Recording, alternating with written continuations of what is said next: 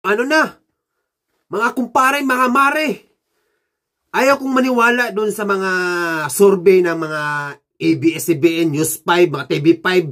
Di talaga ako maniniwala. Halos lahat sa kanila pumasok. Sana wag naman talagang dumating sa ganun.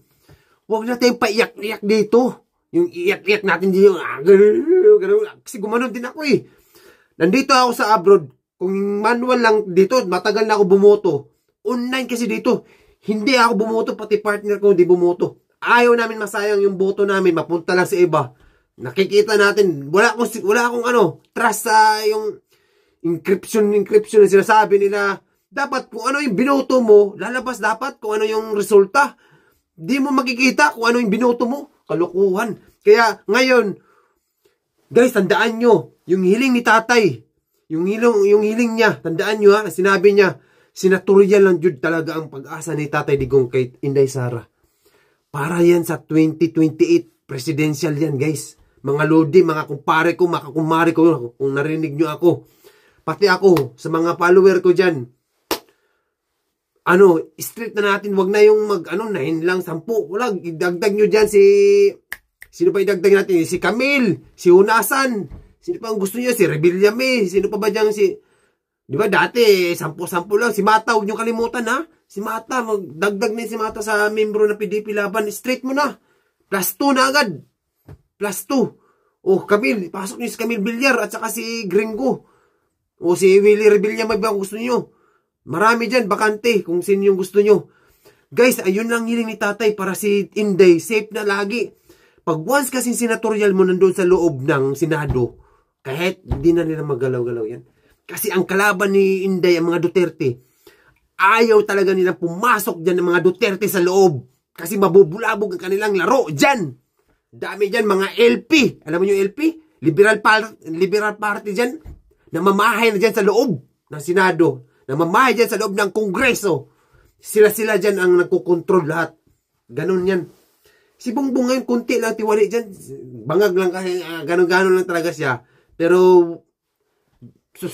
mas matindi yung napakita nyo ng billion-billion na nawawala. Halos sila lahat na namamahay na dyan lahat. Panahon yan ni dekada, ilang taon sila na Pinoy dyan, mga kaya lahat dyan, mga pink na ngayon, pink na ang tawag dyan, di na dilawan, pink na ang tawag dyan, sila lahat dito, kaya nga pinaano na yan dati.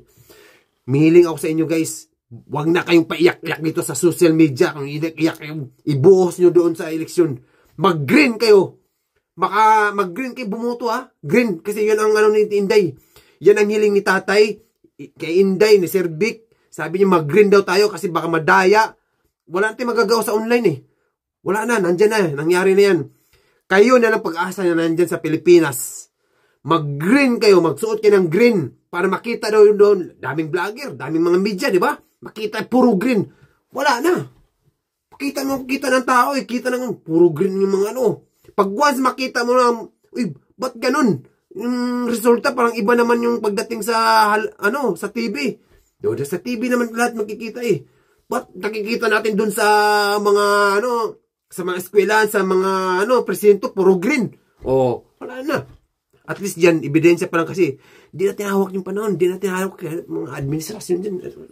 Bahala kayo dyan, basta sabi ko, mag-green kayo. Straight na lahat, mag+2 kayo. Isama nyo na yung bago dyan kung sino mang gusto nyo. Basta sa akin, i+2 kayo si Camille or si Hunasan, si Rebilla, may bahala kayo dyan.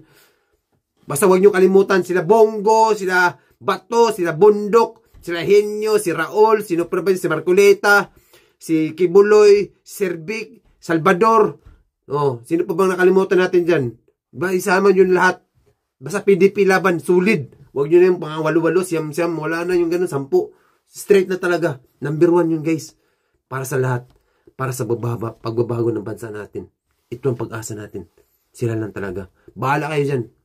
Mag-comment kayo. Mag-like at mag-share. Bye-bye!